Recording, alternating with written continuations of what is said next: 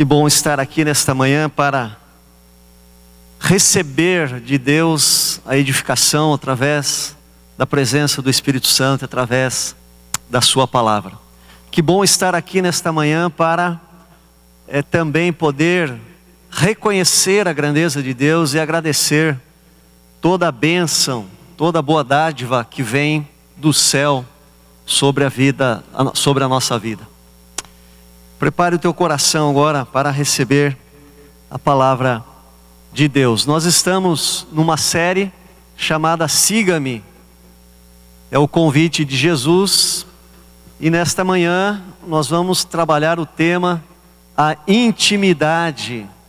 A intimidade do discípulo com o Mestre, com o Senhor, que é Jesus Cristo.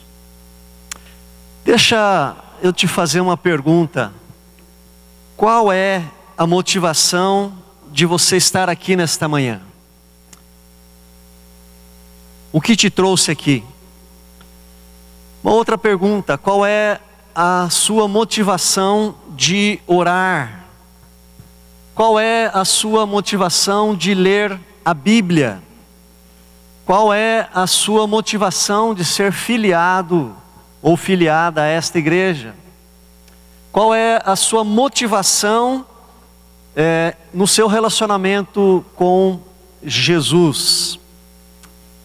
Nós sabemos que muitos relacionam-se com Jesus por terem algumas vantagens. A primeira delas, muitos se relacionam com Jesus por medo do inferno.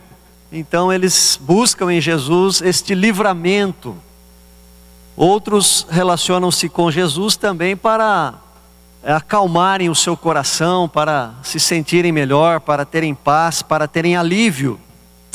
E outros se relacionam com Jesus por causa que estão buscando em Cristo a cura para a sua enfermidade ou bênçãos materiais e financeiras. Queridos, é óbvio que Jesus faz todas essas coisas por nós. De fato, Ele nos assiste em nossa fraqueza, Ele nos abre portas, Ele nos abençoa mesmo, porque Ele nos ama.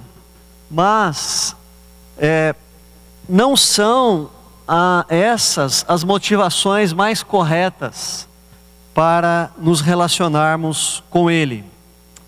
O convite de Jesus para segui-lo, ele tem outras motivações. A Bíblia diz lá em Marcos capítulo 3, diz assim: então designou 12 para estarem com ele e para os enviar a pregar e a exercer a autoridade de expelir demônios. Nesse texto Jesus nos dá algumas motivações para segui-lo, e elas são estar com ele, sermos enviados para pregar o Evangelho e sermos enviados também para exercer autoridade sobre os demônios. E nesta manhã eu queria trabalhar um desses chamados do siga-me de Jesus, que é estar com Ele. Eu queria falar nesta manhã sobre intimidade com Jesus, intimidade do discípulo com Jesus. A motivação mais correta de nós nos relacionarmos com Jesus é o nosso relacionamento de amor com Ele. A Bíblia está dizendo aí nesse texto que Jesus chamou 12 para estarem com Ele, para viverem com Ele, para se relacionarem, para terem um relacionamento próximo, de intimidade, de amor. Lá em João, antes de Jesus ir para a cruz, em João capítulo 13, a Bíblia diz: antes da festa da Páscoa, sabendo que era chegada a sua hora de passar deste mundo para o Pai, tendo Jesus amado os seus que estavam no mundo, amou-os até o fim. E para falar sobre esse assunto de intimidade com Jesus, talvez não haja um texto melhor do que o texto da videira verdadeira em João capítulo 15. Eu sou a videira verdadeira e o meu Pai é o agricultor. Todo ramo que estando em mim não der fruto, ele o corta. E todo o que dá fruto, limpa, para que produza mais fruto ainda. Vós já estáis limpos pela palavra que eu vos tenho dito, falado. Permanecei em mim e eu permanecerei em vós. Como não pode o ramo produzir fruto de si mesmo, se não permanecer na videira, assim nem vós o podeis dar, se não permanecerdes em mim. Eu sou a videira, vós os ramos. Quem permanece em mim e eu nele, esse dá muito fruto, porque sem mim nada podeis fazer. Se alguém não permanecer em mim, será lançado fora, a semelhança do ramo, e secará, e o apanham, lançam no fogo e o queimam. Se permanecerdes em mim, e as minhas palavras permanecerem em vós, pedireis o que quiserdes, e vos será feito. Nisto é glorificado meu Pai, em que deis muito frutos, e assim vos tornareis meus discípulos. Qual é o segredo da intimidade, de uma vida de intimidade com Jesus? Qual é a ação, ou qual é o verbo mais frequente ou mais visível nesse texto do capítulo de João, capítulo 15 de João? Sem dúvida nenhuma, queridos, é o verbo permanecer. Em 8 versículos ele aparece 8 vezes. Queridos, o segredo da nossa vida com Jesus é permanecer nele, estar em Cristo, estar ligado, estar conectado nele. Nós somos os ramos, ele é o tronco. Nós somos os ramos, ele é a árvore. E se o galho ou se o ramo está ligado na árvore, no tronco, ele tem vida, ele tem folhas verdes, ele tem fruto. Mas se está desconectado, se está cortado, ele seca, ele murcha, ele morre. Agora vamos olhar para dentro de nós. Nós estamos vivos, nós estamos verdes, nós estamos viçosos, nós estamos bonitos, nós estamos frutificando. O que mostra a nossa vida? Qual o nosso relacionamento com Cristo?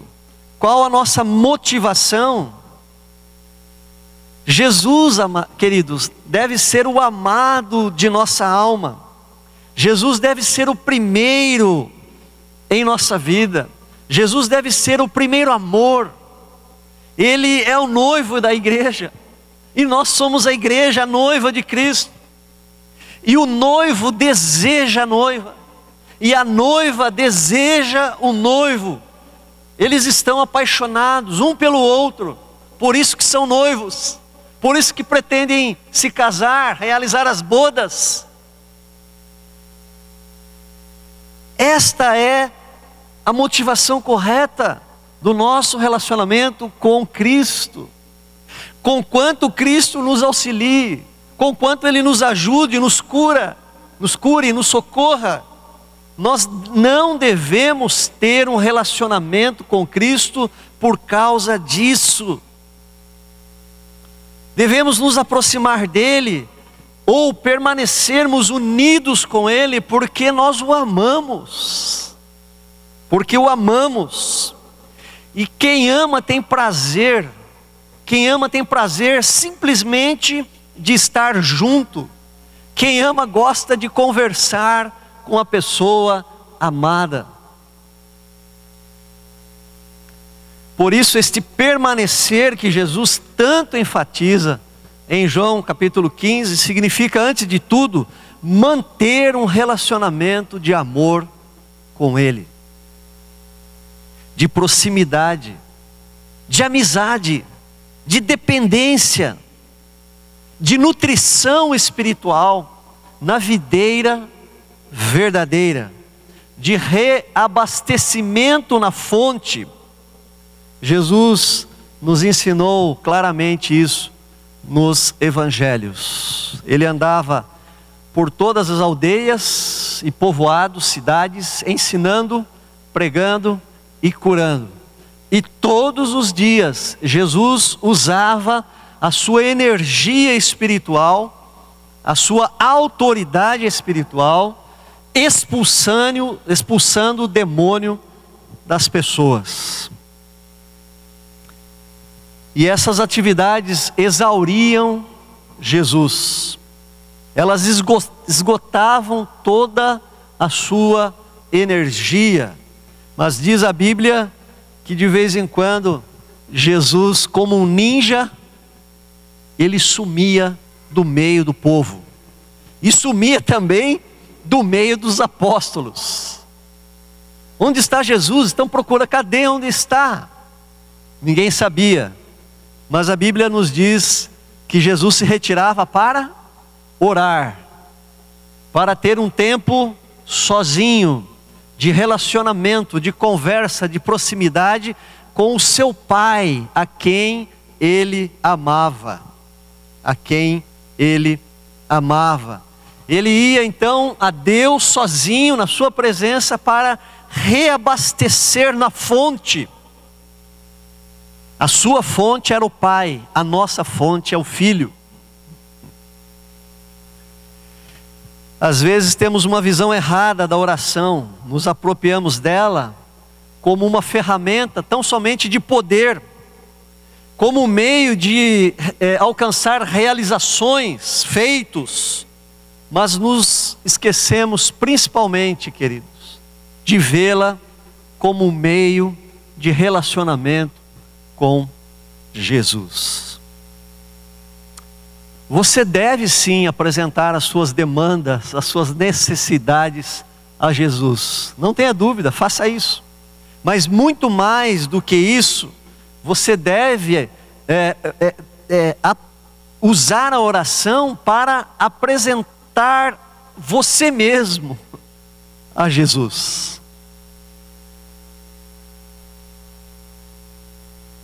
Para estar perto dele, para dialogar com ele, para ouvir o que ele tem a dizer a você. Jesus está muito mais preocupado com você do que com aquilo que você pode fazer para ele. Lembra-se da história de Marta e de Maria?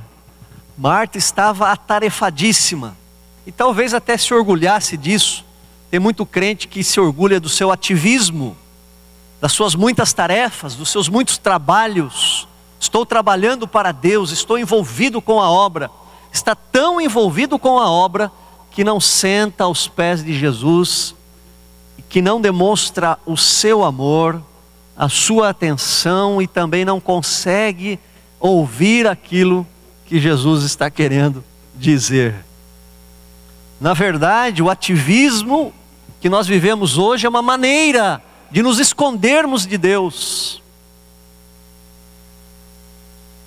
Porque quando estamos na sua presença, todas as nossas inquietações interiores, elas brotam diante de Jesus.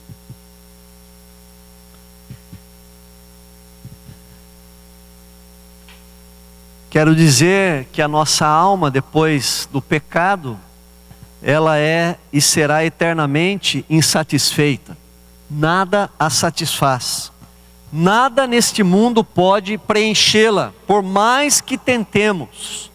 Então somente uma coisa pode nutrir satisfatoriamente a nossa alma.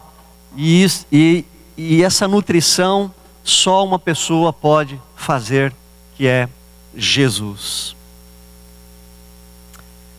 Deixa eu te falar com muita calma e muito amor. Não sei como você tem vivido a sua vida, mas se você passa por um período de fastio espiritual, de frieza, de cansaço, ou de mesmice, ou de desânimo, Eu queria dizer que o sinal amarelo está aceso para você. Muito provavelmente você não está se nutrindo como deveria na videira verdadeira.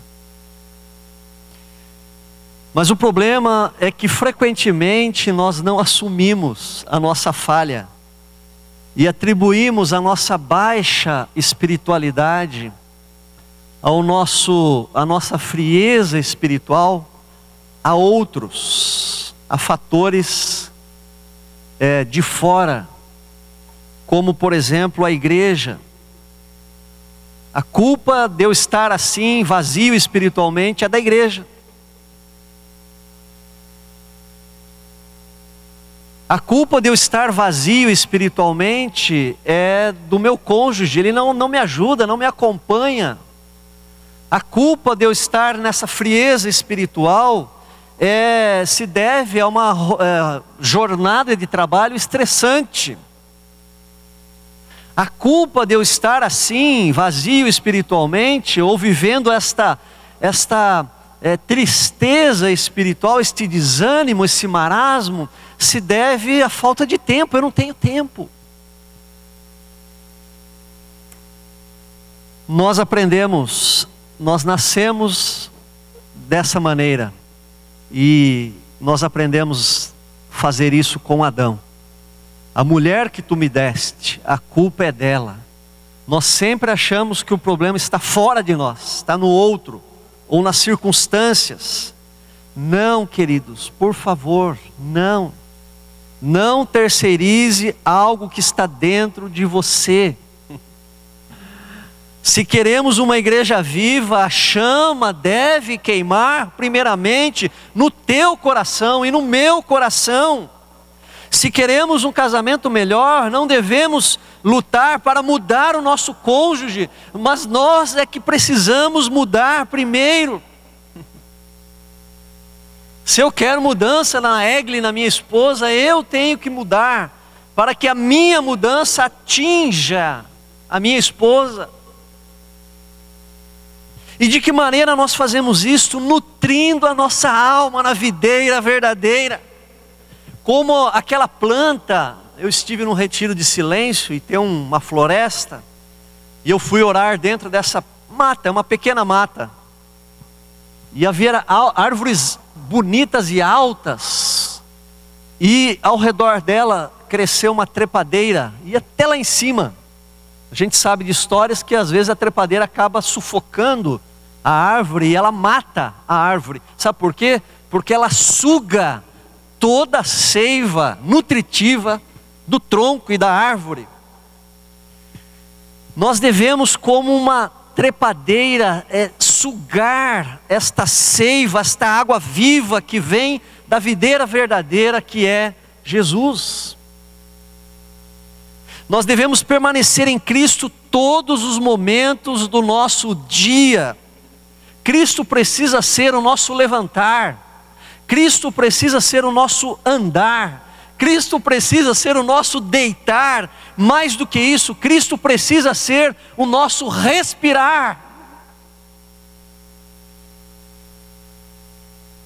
Você tenha consciência de Cristo todos os momentos do seu dia? Ou você ora pela manhã e depois se lembra de Jesus quando vai deitar novamente?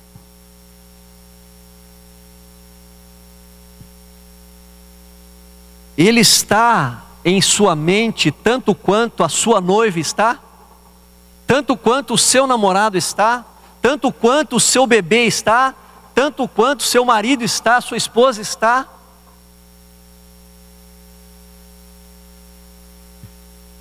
Quem é o amado da sua alma? Quem ocupa o centro, o trono da sua vida? Você pode dizer como salmista: ó Deus, Salmo 63, Tu és o meu Deus forte, eu te busco ansiosamente, a minha alma tem sede de Ti, o meu corpo te almeja, o meu corpo te deseja.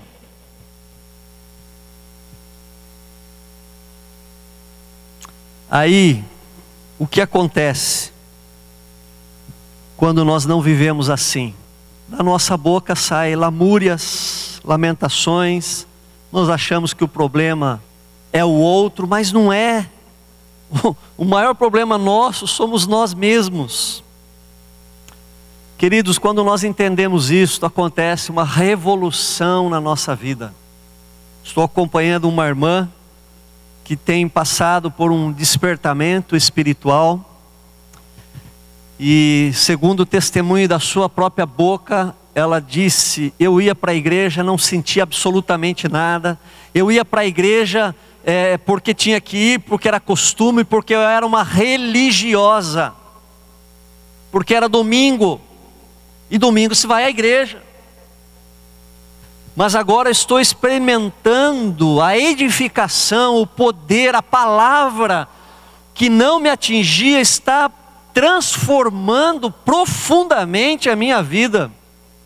Eu estou muito bem no meu trabalho, estou com uma alegria tremenda, estou recebendo uma capacidade de Deus fora do comum. Eu mudei o meu falar dentro de casa com meu marido, eu mudei o meu falar com os meus filhos, e eles estão percebendo a diferença na minha vida, e eles agora estão vindo também me acompanhar na igreja, porque antes não vinham.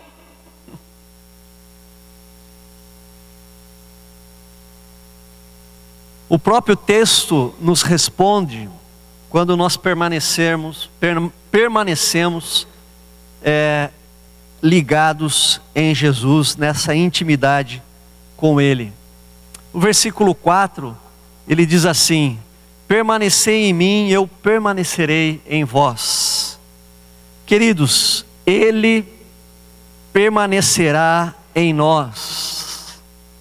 Haverá vigor espiritual, vida espiritual, alegria, haverá satisfação, haverá brilho nos olhos, haverá entusiasmo, haverá forças para vencer, porque Ele estará em nós.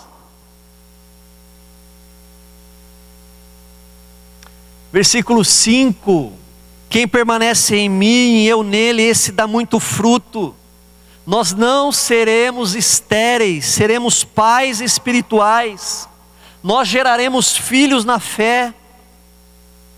Não precisa levantar a mão não, mas quem aqui já teve a experiência de gerar um filho na fé?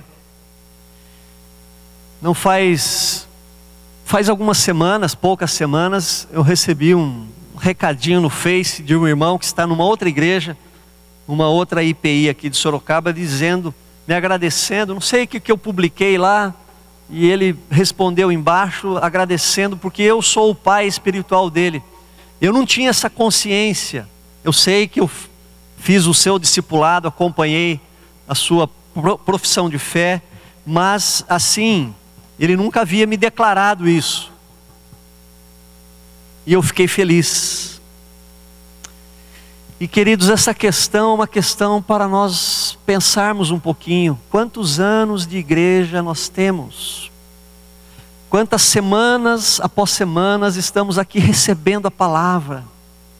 Escola bíblica dominical, discipulado, grupos familiares. Nós temos recebido quantos anos de igreja e quantos filhos espirituais nós fizemos em todos esses anos?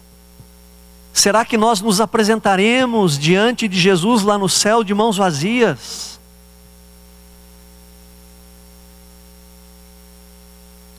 Agora, quando nós somos nutridos na videira, quando nós temos vida espiritual, saúde espiritual, nós temos condições de gerar filhos, frutos, muitos frutos, diz o texto bíblico.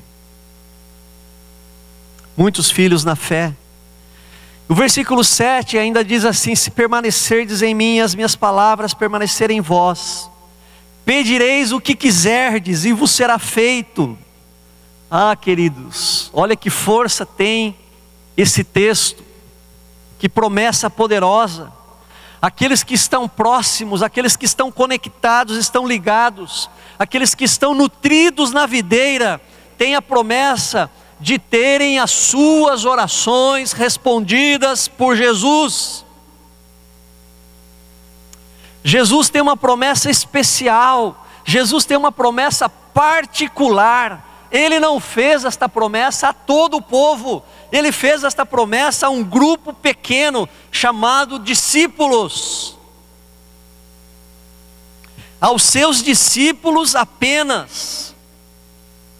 Por quê? Porque existe uma íntima conexão, existe proximidade, existe amor.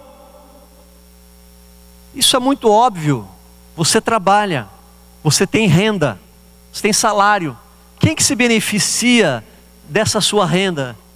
Os que estão lá na Europa, lá na China? Não. Aqueles que moram no outro bairro, aqueles que moram numa outra casa? Não. Aqueles que estão ao seu redor, aos amados da sua alma. Esses são os beneficiários da sua renda, de tudo que você tem para oferecer, a tua provisão. Não há coisas que só o cônjuge recebe de você e os seus filhos? Claro. Isso fica escancarado na oração sacerdotal de Jesus. Talvez você esteja achando Jesus exclusivista, pode ser. E ele foi mesmo. Na oração sacerdotal, no capítulo 17 de João, ele diz assim, no versículo 9: é por eles aqui que estão comigo, que eu rogo. Não rogo pelo mundo, mas por aqueles que me deste, porque são teus. Por isso a promessa de que nós seremos atendidos em nossas orações. Aleluia. Simplesmente porque nós estamos próximos do Rei, e nós somos beneficiados por essa proximidade. Você acha que quem senta-se à mesa do Rei alimenta-se mal?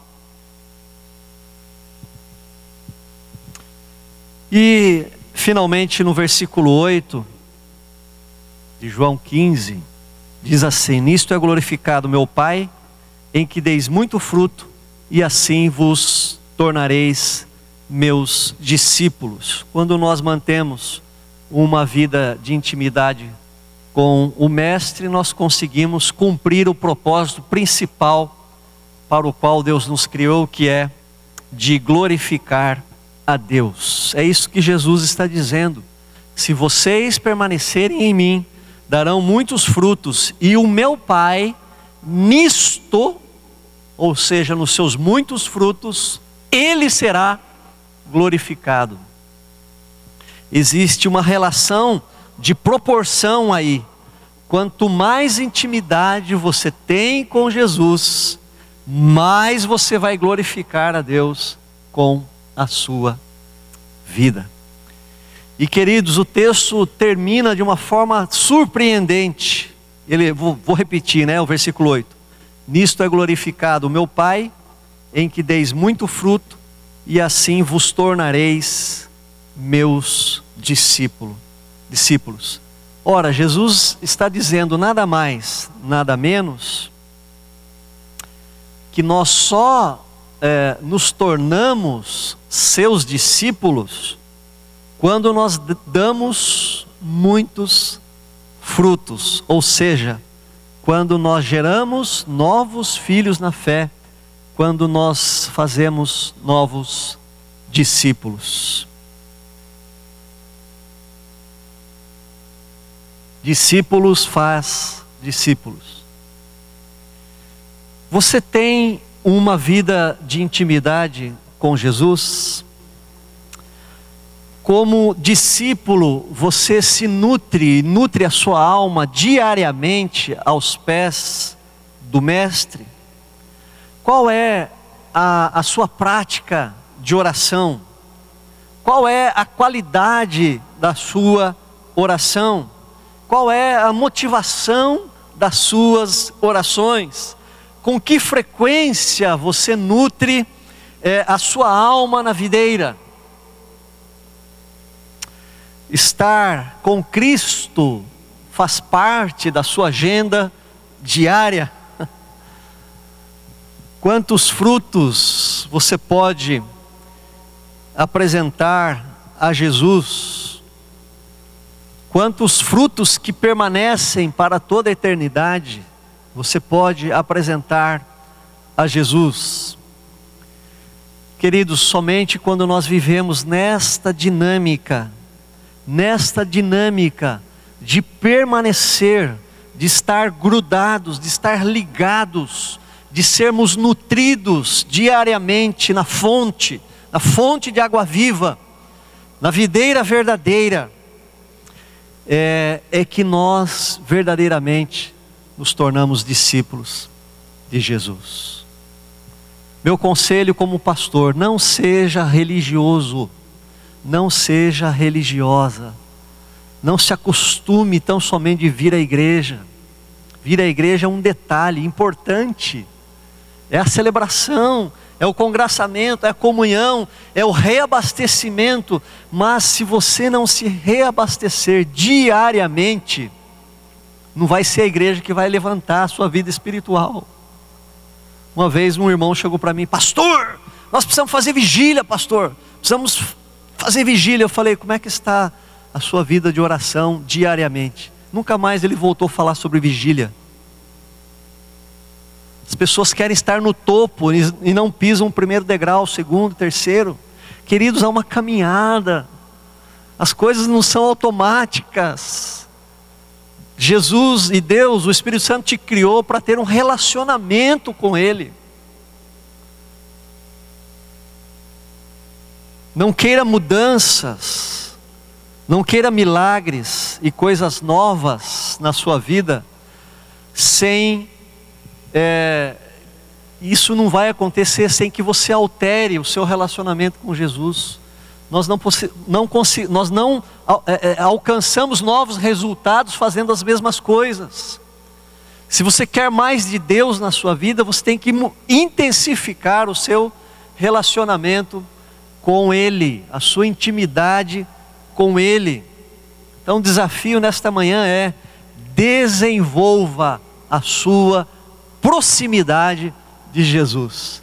Jesus tem que permear a sua mente todos os períodos do seu dia, de manhã, de tarde e de noite.